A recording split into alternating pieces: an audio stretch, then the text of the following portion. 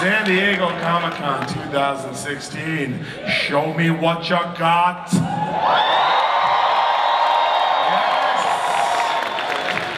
Are you guys ready to get swifty? Who's ready to get swifty? All right. So the first thing they teach you when they moderate these things is start with references. Everybody goes berserk. So I've done my job. You guys ready? Oh, by the way, I'm Brian Quinn. Hello, everybody. I'm from TV's Impractical Jokers. Huge, yes, thank you, 5 people. Thank you, 6 people. Huge Rick and Morty fan. This is my absolute favorite show, so I am honored and excited to be here. Why don't we just bring everybody out, because that's who we're all here for, ladies and gentlemen. Please welcome one by one. We got Dan Harmon. Show, here it comes. Justin Roiland, your voice of Rick and Morty, ladies and gentlemen. Ryan Ridley, producer, so many voices, generally handsome gentleman, coming right up. Ladies and gentlemen, Spencer Grammer, the voice of Summer. Here she comes. Sarah Chalk, Yvette Smith.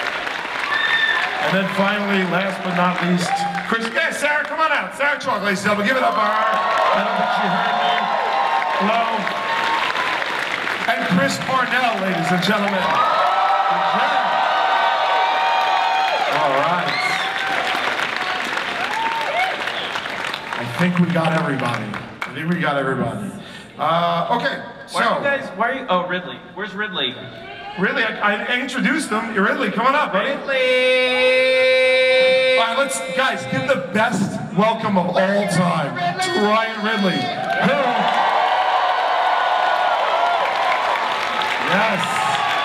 Yes. All right. Very talented, but not good on listening. I don't know if I was going to come out here or not. What? Yeah, I don't know. I was getting Debating? It was like the Republican debates. I was like Ben Carson. Like, I thought we said we weren't going to talk about politics. No debates, please. You guys good? How's that vodka? Good? I brought my Alexa. Alexa, play rap music. Oh, no internet. So last year, I hogged all the questions. I think I'm going to go to you guys a little bit earlier today for Q&A, so start thinking of them now. We got a fun clip to show you, but I do have a few questions, and I'm going to start with the one that everybody is thinking. What in hell is a plumbus? And what does it do? well, you should have read the instruction manual. Did everybody get that? Did you all get the instruction manual for the plumbus? Yeah. So then Well, there you go. Yeah. All the answers are in that manual. Yeah. You just have to decode it. I don't know what they're talking about. The season 2 DVD, special bonus garbage. I'd love to have one of those. Oh, are you talking about the season 2 DVD that's in stores now? I got talking points. You want to burn through them? Rick and Morty season 3 is currently in production. How's it going, guys? Good. Good. Yay. We're going good. We got a season 3 over here in production. We're going good. Yeah. You guys are gonna love it. It's like a little bun in the oven, you know? Like a baby in the oven, you know? It might take 9 months or longer. We're putting little headphones and playing little Einstein to it. Baby Einstein. Baby Einstein, there you go, sorry. Owned by Disney. They acquired that license or company. They also own It's adorable. It's adorable. It works. It makes your kids smarter. Scientifically proven. Just kidding. I don't think that it doesn't do anything. We're all gonna die. It doesn't matter. Right.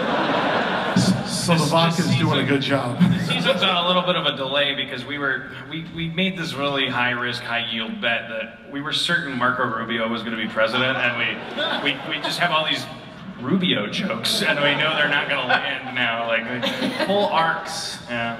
So we're back to the drawing board.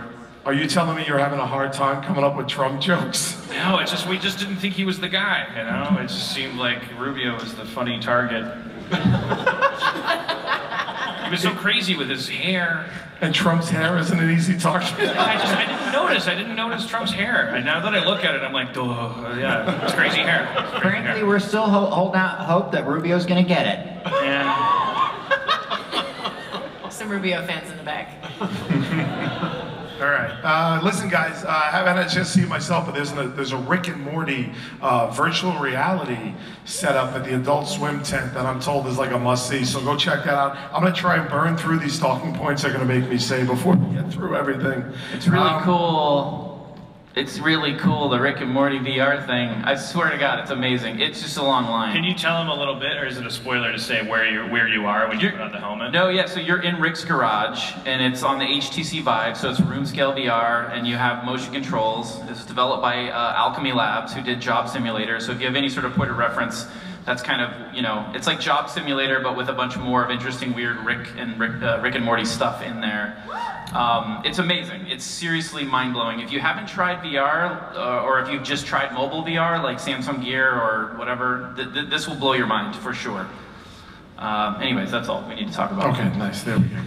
Wait, who hasn't tried VR? I'm just curious. Yeah, raise your hand if you haven't tried VR. Oh, I would have thought there'd be, yeah. And then raise your hand if you haven't I don't believe tried that. Oculus Rift or Vive. Okay, so yeah, you guys, come on. You've been playing with peanuts. Raise your hands if you're in VR right now. All right. Yeah. You know what? Actually, that is one of my questions to you guys, because I look at the show and just how smart it is and how detail-oriented it is, and it has continuity, which is very difficult, I feel, to pull off. There's no way that the show exists now as it was in your head in the beginning, right? Like, what sort of surprising changes came about between the characters? Because I definitely want to get the actors' opinion on this as well, but also, like, how did we end up where we are? Because this last season ended on a heartbreaking moment. And it's like, I can't see you guys sitting down on day one being like, I got an idea. I know it's going to screw with our audience so much. We're going to break their hearts at the end of season 2. Like, what is the process for getting where you are? Is there one? No, I mean, we have conversations, and they come from two places: our love of sci-fi and our personal experiences. So we try to encourage both of those things. Like, what movies did you like? What things about science are you interested in? And more importantly, like, what was it like for you going through puberty? You know, like what? Like, I'll let you know when I get there. And what's it?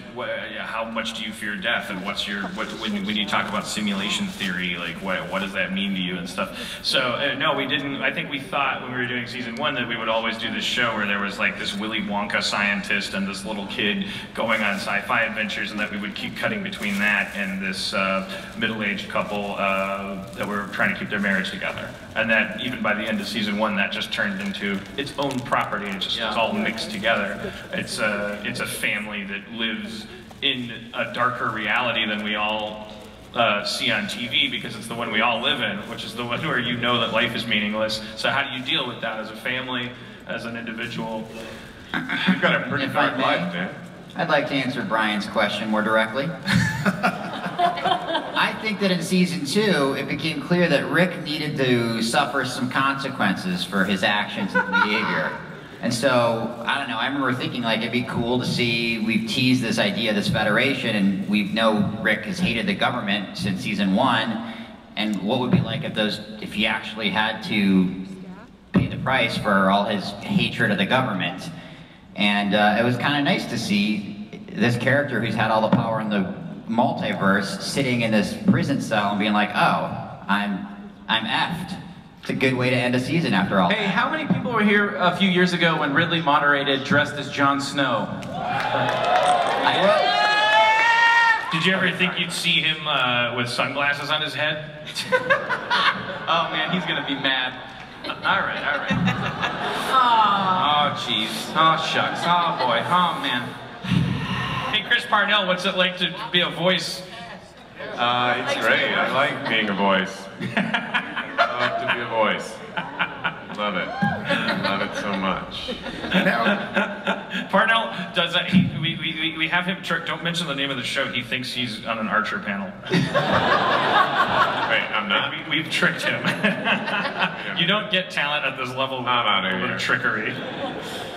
Cool, I want to throw in that, like, because you have, like, the best voice cast going, and if Tom Kenny is here, I don't want him to shoot me. I know he's here somewhere. Was it always the plan to have, because we've had Summer come on all sorts of ventures, now we got Jerry and Beth coming as well. Was it always the plan, or is it these guys are so just good that you're like, we can't just leave them at home, we want them involved in that? Yeah, no, I mean, the family, all of these guys, going through season 1, they sort of grew as characters as we were going to records and hearing them just act and Do like, good work. And you were like, wow, they're better than we thought they were going to be. But I do know with Parnell in particular, I remember like we were listening to audition after audition, and it had to do with there's a weird among the people that sent us recordings of them doing pilot lines from the pilot to do the character. Bryan Cranston sent one in, like, and it was at the peak of Breaking Bad. It was like, why don't you want that guy? But it was. And now you're asking yourself that even more than. No, because when we heard Parnell's take on it, it was like this perfect. He's got this, it's this timbre and this pacing that actually speaks of confidence, but nobody can combine that with this kind of Charlie Brown, patheticness. Yeah. it's so true. I'm your man. Parnell comes in and just rips through the scripts because it's like he is that guy, right? Parnell. I couldn't have said it better myself. I relate so much to Jerry. You beat out Heisenberg, Chris. Are you worried that he's gonna come knocking on your door? Because I'd be friggin' terrified. Well, Chris was originally cast as Trumbo, so it all worked out. If you guys were gonna do it, this is the cast, all right, they're gonna do a live action version of, they're not doing it, I'm not announcing it, don't applause.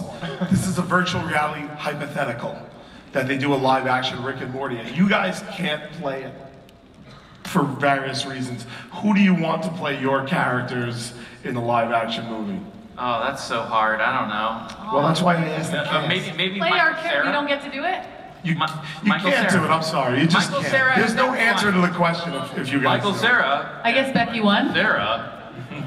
And Michael Cera. Everyone kind of looks like their characters except for Justin, in a way. It'd be weird to not. I could do it. Oh, geez, look at me, I'm Rick. Oh, geez, I'm Morty. Look at me. Check me out. I wouldn't hate that. Oh my God. Call time, 4 a.m. Hair, makeup. Can't do that. I can barely get up at 10 a.m. You just said a bunch of non sequiturs. You were like, hair, makeup, 9 a.m. That's not how they make a movie. That's not even close to how they make a movie. Movies are made of 90% hair and makeup. Yeah. George Clooney's just bald. Stick with animation. They just put hair You on can him. hide in a little room and make it. You don't have to go to a location at a time. It's so much easier. Okay, well, I just want to Pro throw tip. it. If it's okay, I'd like to throw. I want them to Yes, answer. yes, please. Yes. Do they have to be like young now? Like I No, it like, could be anybody. Living, dead. You want to get Marilyn Monroe in there to play. like a younger Drew Barrymore. Oh. Okay. Good. Nice. Good one. That's a good one. This summer. I'd sign off on that. Yes. That's it. I'd sign off on that. I'd sign off on that. I mean, I would, yeah, like Elijah Wood, I think would make a good Morty. That's good. That's good. That's good. That's good. I agree. I would sign off on that as well. Or am I just buying into the Lord of the Rings like scale of things? Like I'm like, oh, I believe that he's a hobbit, so.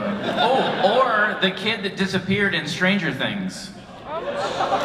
Don't say anything because I'm only 3 episodes in. Well, guess what? It's the cold open, dude. It's the cold open. He disappears. It's the cold open. It's the premise of the show. That's right. Watch it. It's good. The Duffer Brothers. There's 8 of them. I actually don't think there's 8. Sarah, Funny if it's like 100. I haven't had a chance to meet you off stage yet, so I just gotta ask you, what's it like Nice to to work meet with you. this guy? Because he's a lunatic. I equate him to like Hunter S. Thompson. Yeah, lunatic. First of all, I think Dan Harmon does a pretty mean Summer, so in the movie version, Oh, can that we should hear be that? him. Can we hear a little Summer? I'll play. Let's hear a little Summer. Oh my God, Rick, you're not gonna have a party. I'm having one. He'll tempt that stuff into an episode, and then I go to record, and like we'll play it for her for time. It's so fucking. The key to doing Summer is you can never close your mouth all the way. It's a really good impression. By the way, he's not doing an impression of you. He's doing an impression of just Valley Girl. Like, The essence of the summer. essence of summer, yeah. Okay, I take no offense. So funny. Did we get your answer? Oh, You just an said- answer. What's it like to work with these lunatics? Yeah. Amazing. Who I'd want to play me in the movie version would Yeah. be the first Becky, or someone who could burp on cue, because to play this part, she's Rick's daughter, so that is a required must. I can't even do that. That was my audition tape. That was what I had to prove that I had that skill. You just burped into a microphone? You're What's coming out next? Hired. hired. Give it a Done. big whiff. You have an empty seat here? Sold. Yeah? Okay. Chris, do you have Brian, any, do you have can any I- opinions? I would just like one to in see this what round? Dwayne Johnson did with the role.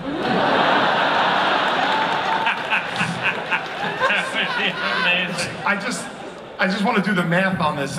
They cast you because you're exactly like Jerry, as they said, and you think in a live action version of the movie, the person who would play Jerry, thus you, is, all these people are expected to believe, Dwayne Johnson, The Rock. Absolutely. I watch it. Now, why do you need No. clarification on that? I just want the clarification. If you smell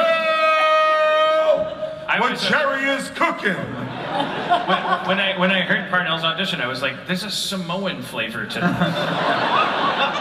Just enough to be intimidating. Justin, who would play Rick and Morty? Who do you got? I know you got a hard on for Michael I Cera. don't know. Michael Cera would play Rick, and then President Jimmy Carter would play Morty. No, is he alive still? Dom DeLuise. Dom DeLuise would play Rick, and then never mind. I don't know. Leif Garrett. Leafy Morty. And then just if they were making a movie out of Ryan Ridley's life, who would they cast to play him? I'm just Play curious. Ryan Ridley? Yeah, Oh man. like a young David Faustino. Antonio Sabato. Who's the most handsome Antonio actor? Sabato the third. Yeah. Because Junior has a son. I don't know if you guys know Yeah, that. yeah. So that little guy, he'd be perfect because he's so handsome. And look at Ridley. He's the most handsome person up here. Am I right, ladies and gentlemen? Can I get a big Ridley's handsome? Why that tepid On response? the count of three. I don't mind. Ridley's handsome. On the count of three. 1, 2, 3. Soak that in, I'll man. take it, even though So you sincere. By the way, very single uncomfortable having and to say ready to that. mingle over here, this guy. Do you know what he's Ridley. doing? He's making up for the fact that he thinks that I'm gonna run away crying because of the earlier sunglasses incident. He knows it's thin ice with me in this show. A little bit of The sugar with the latest- medicine. Yeah, I get thrown under the bus once on a panel. I'm out. All right, enough of that nonsense. Should we talk about the cool clip we're going to show? I was about to throw to a cool clip. How should we tee this up? Like, Harmon, what do you think? Without giving out, I'll let you handle that because don't well, give away too much. But I no second act information. I won't say which one this is, but this is one of them. I'm proud most of all of season 3 that we do. One of the episodes, I didn't even realize until we were in the edit bay. We do an episode that's entirely about alcoholism without mentioning alcohol a single time, like particularly functional alcoholism, like as per like Rick's like curse. Without ever mentioning booze once. And then we do another episode that totally is steeped in like how much Rick is drinking, but it's not really about his drinking, it's about something else entirely. Well, I won't tell you which episode this one is, but what clip are we okay, I know what it is. Yeah. So, well, can we tell him what happens in the cold open, or? Yeah, let me just say. So I'm gonna navigate around any serialized stuff, but like so Rick is trying to get out of going to a place he doesn't want to go to, and you know, he ends up getting himself into quite a. But we should say, Yeah. we should say, Ricky turns himself into a pickle in the beginning of the episode, and and so this is. And this is like the 127 hours, you know, kind of episode, Basically, right? one day Dan, I don't think wanted to work. I think, There's a day where we're like, that's the first couple weeks of the season, and he riffed this thing or goes, Morty's in the bathroom and he's brushing his hair, and all of a sudden he hears, Morty. Jeez, Rick, are you hidden somewhere? Morty, in the garage, Morty. So Morty goes into the garage. Morty, where are you, Rick? I'm on the table, Morty. On the table. What? Morty Where? looks and sees The pickle, Morty. a pickle. Turn over the pickle. And then there's a bunch of great jokes that I'm omitting. And so Dan riffed this scene, and we're like, that's hilarious. Obviously not a real episode. And then they go out of town, and we're like, what if we made this a real episode?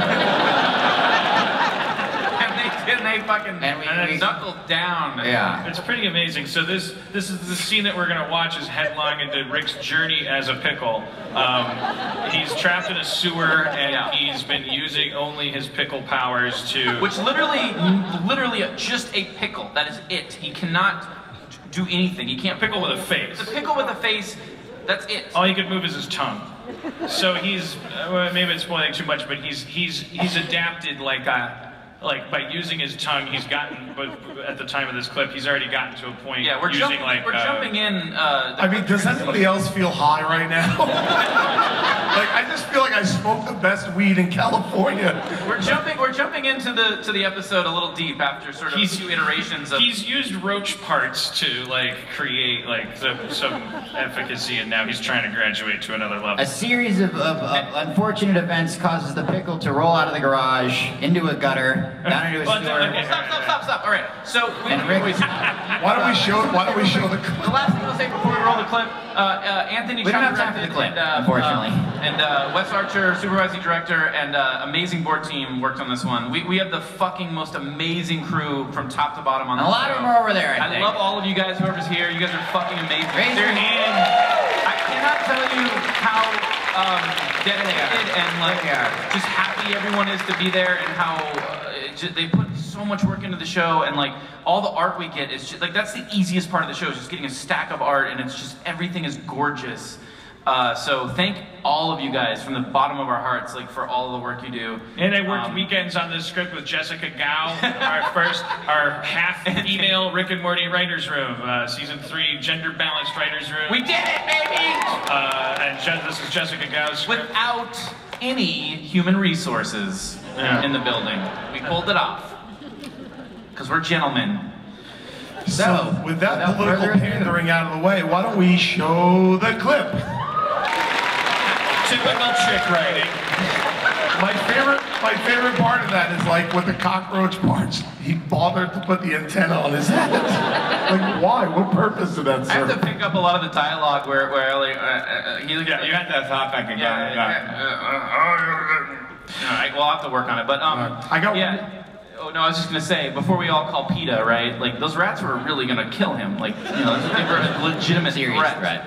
And the final design of the rats are very, frightening and scary and not cute at all. So don't worry about all that stuff. We love animals. And also, that was pretty early in the episode, so it builds from It there. builds from there. Yeah. You can only imagine. I have one more question, and then we're gonna throw to you guys if you guys want to start lining up. Because I know that you're pretty infamous for just getting in the booth and changing things as you go, and just sort of making it up. Do the rest of you guys get that freedom, or do you get a script and it's read this? Or are you able to get in there and just riff as much as this lunatic? If we even say one word different, Justin Fired. or Dan will immediately just yell at the top of their lungs, what the fuck do you think you're doing? I really let some steam off in that room. Yeah, it's not fun. I have a few bruises, so I had to wear long sleeves today. By the way, that reminds me, quite organically, that if you come to the Harmontown show at 10 p.m. at the Balboa Theater tonight, I'm showing another clip from season 3, also an animatic. That's not, you won't see it anywhere else. Totally different You episode. can only see it there. Oh no! Are you showing two things or just? I might show. I have the other thing in my back pocket in case the show's terrible. Got it. Okay. There's a court transcript that came out. There was like this court case. That's another thing. Like whatever. Google I won't Allen waste our versus the state of panel Georgia. Google it.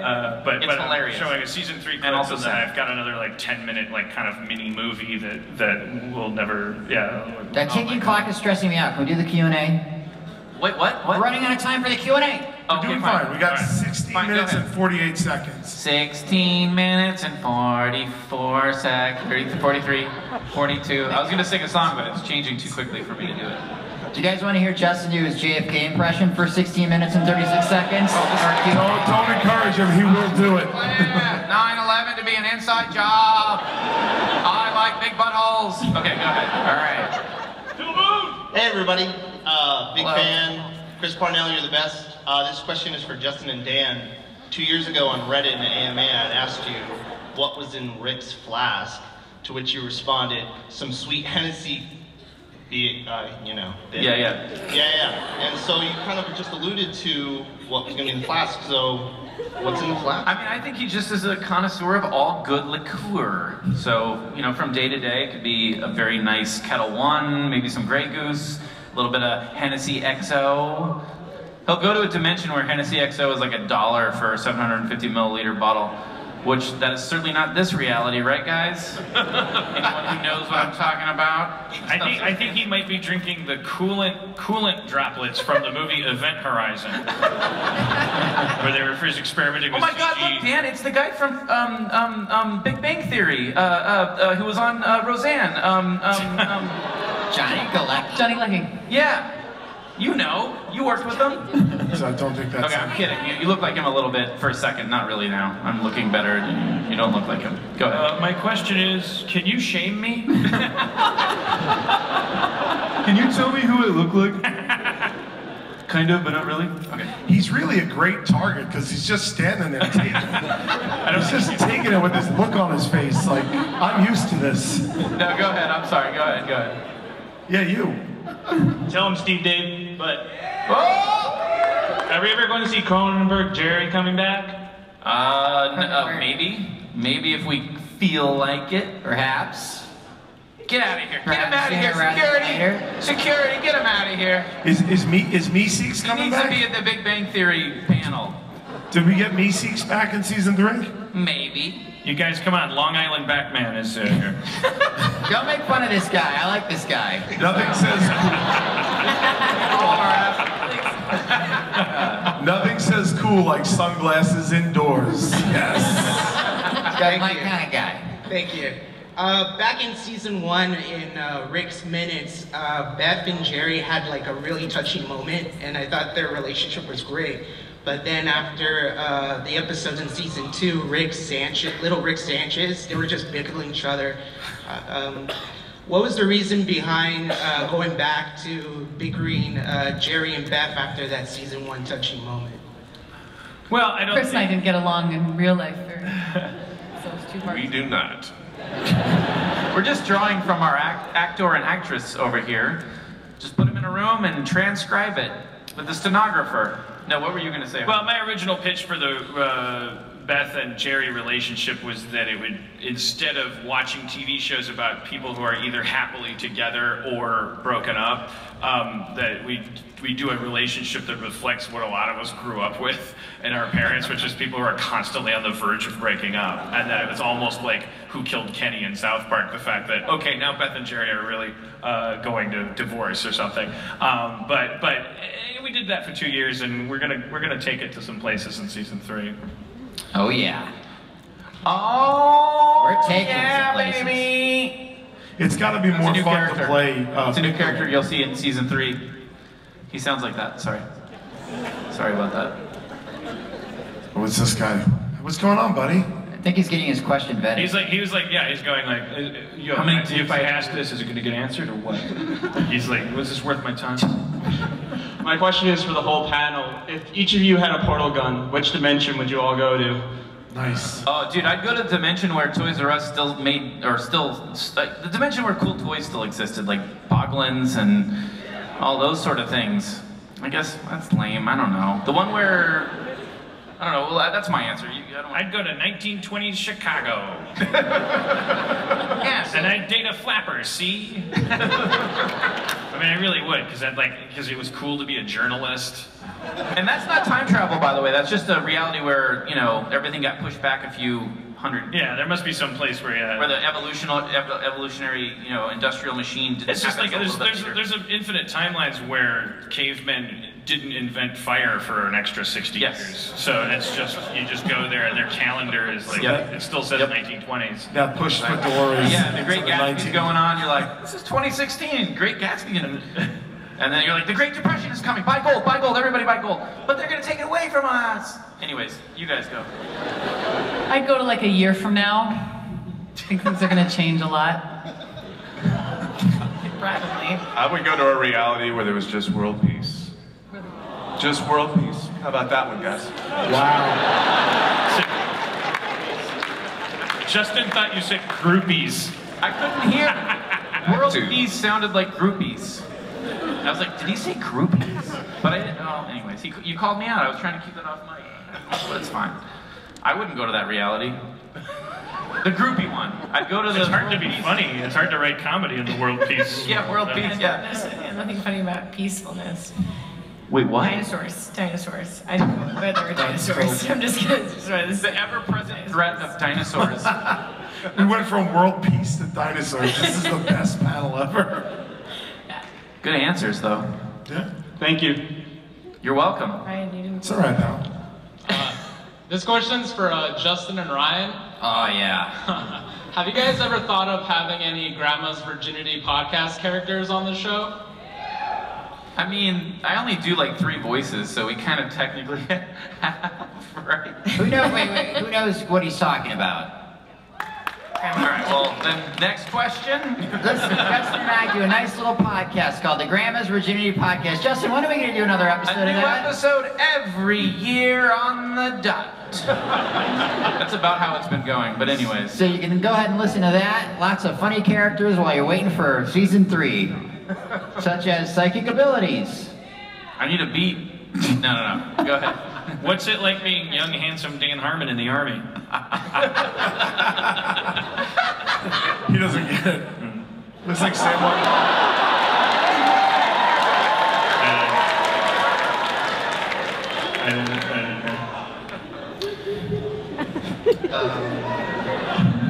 Okay. So my question is, did Rick gain his massive intelligence learning from regression from the death of his dad? What? Wait, say it again? That's a loaded question. Did he gain his intelligence after the death of his dad? Yeah, because of regression for the death of his dad.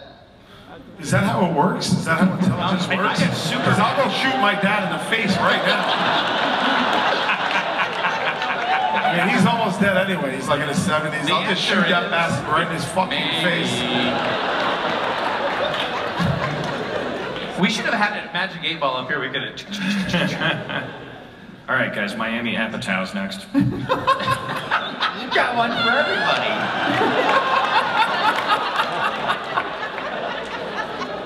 All right. Thanks, buddy. Thank you. Sorry we didn't give you a satisfactory answer. I apologize. I got in a good joke about killing my dad, though. Someday. My therapist says I need to get one of those out. I want to go on record as you do not have permission to kill your father. Yeah. In case that was that checking in with us. You're trying to gain intelligence by homicide. Don't do it. What's up, bro? Hey, so I have a question regarding the season 2 finale. Why are Cobbs so terrifying? Well, as soon as we answer that, the joke dies, doesn't it? Right? I mean, kind of. It's not a joke, man. They're fucking terrifying. You're not afraid of things on Cobbs? Well, just like, if everything was on a cob, that would be bad. Your corpuscles would be on a cob. That would mean your arteries would get clogged.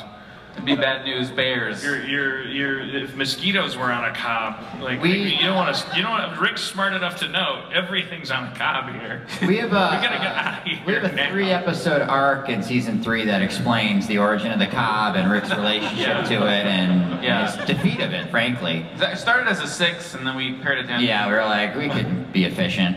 Hold on, wait. Spencer was saying something about Cobb's. Get up on that mic. Let's hear it. I like things on the Cobb. When asked, You like when corn asked on what the Cobb. world I'd like to go to, I said, yeah, the place where everything was on the Cobb. You think that, but you don't like that. you don't know. Yeah, If everything was on a Cobb. Has anyone So ever been bit by a convenient. black widow? Anybody here been bit by a black widow? There's got to be at least one person. No, really? Really? In California? There's some yeah, answer okay, there. okay, so imagine in a world of Cobbs, you would have been bitten by a whole Cobb of black widows. Black Widow's on the That's Cobb. just one example.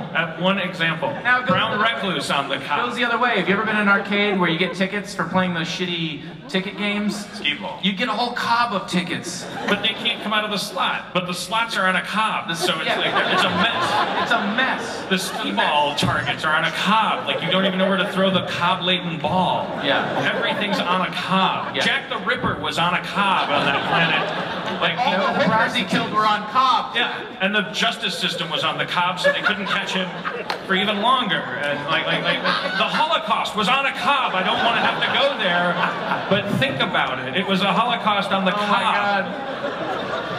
Now we know. And I think Rick knew that. He's like, Let's get out of here. He knows in a world of absolutes, It's on a it's Cobb. dangerous. If every Hitler's on a Cobb here. okay, sorry. Hey guys, what's up? Hey, how are you? I got nothing. We see you guys last year. You know, Masante Chi, what's up? Oh, hey, what's up, man? How you doing? You, everything good? Everything's alright. Everything okay at home? Everything's good since last year? Yeah, everything's cool. You know. Cool. How that rash cleared up? That rash? Sorry. 5 minutes and Yeah. 38 seconds to go. Hurry. Here we go. Alright, we all know that you do retro scripting, improvised scripts, but for interdimensional cable, it seemed that you took that to the extreme, and almost half of the staff didn't know what the other was doing. So it's like, It's kind of true. Is it? Yeah, a little bit. Oh, I was trying to see how off base I was with that. So Kind of true. What was it? Well, no, like on season 2, interdimensional cable, half the staff didn't know what the F was going. Yeah, because you went rogue, bro. Because I went rogue, dude. I was went just rogue. like, look, Harmon's busy. He's got shit to do. I'm going and I'm gonna just record shit. I'm Mr. Doobie Dops, whatever. And then we looked at it, we're like, dear oh, God. boy. And James Atkinson, our dialogue editor, like has a very dark, like everything violent joke sensibility that I get swept up in. So we had to really pull up on that diving plane and pull back on that. But anyways. So if there's a third one, if anyone's interested. Also, yeah, anyone interested? It would be. No, in all sincerity, the ratings will be. We're literally no more fun. We're literally deciding whether or not to do Interdimensional Cable 3. Rick's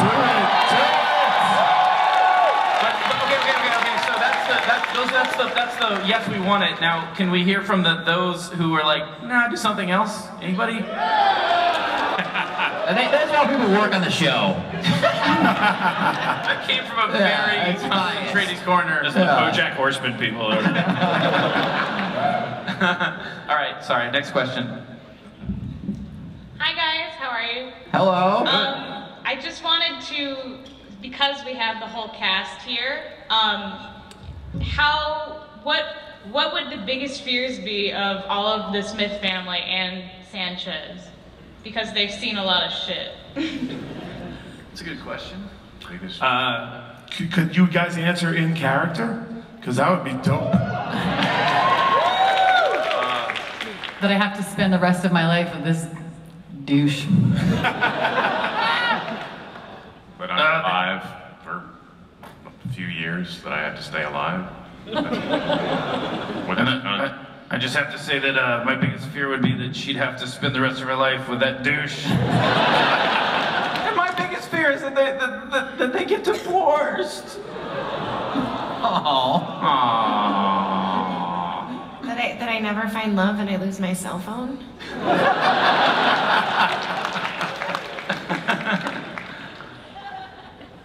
Well, look at this. Well, this has got to be good. It's Donald Trump, Rick. It's business Rick. I love this. Sales Rick. Yeah, Sales Rick. Salesman Rick and Morty, that's right. All right, Mike, Morty and I have been wondering, is Pocket Morty's canon? And maybe perhaps we'll see it in future episodes of Rick and Morty? That's an interesting question. I don't know. Is it? I don't think. No, it's not. Right? It's Well, in a world of infinite universes. Actually, I have a good question for this. Technically, everything is canon in an infinite multiverse. So yeah, it is. Fuck it. I just don't want to know. I don't want to see veiny Morty. No. Listen, our show explores a very specific, corner of that multiverse, but. Oh, wait, can I ask a question about ooh-wee? Ooh-wee! When season 3 coming out? Ooh-wee! Holy cow. I got shot in the knee! He actually got shot in the, intestine. I think he was whispering to the guy, can you have the cameraman pull back so I don't look like Scud the Disposable Assassin? Deep cut reference. All right, what do you have to say, Mr. Poopy Butthole? This question is for Sarah, aka Beth. Why, Beth? Why did you shoot me?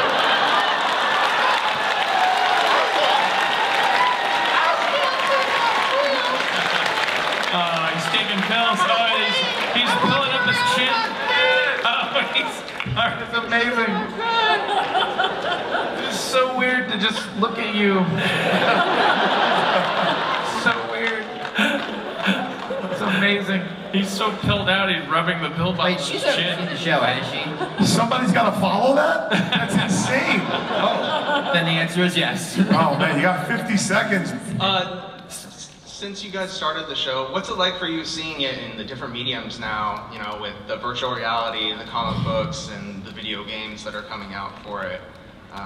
It's amazing. You just put really talented teams on those things, and then you kind of let them off, let them be their thing. Because again, in an infinite multiverse, it's may not be our sensibility exactly like the show. Thank you, Jason Biggs, Private Eye. But as long as the people you put on those projects are insanely talented, which we've done so far, you don't have to babysit. You don't have to handhold. They just kind of grow. It's awesome. It's like planting trees, which we should all do. Let's all plant a tree this month, right, guys? Peace and love, peace and love. Everyone say peace and love at this time. That Ringo thing. All right. Anyways. All right, I think that is it, guys, for us tonight. I want to remind you guys, if you go tomorrow at 8 p.m. on Adult Swim on the Green, there's a signing for Rick and Morty, a little bit of a screening. Line up against the 7, don't miss. Guys, thank you for coming on. Thank you for having me. Thank you guys for attending. Yes, ladies and gentlemen. Harmontown tonight, 10 p.m. the Balboa Theater. All right, guys. Thank you very much. Everybody have a great rest of the con.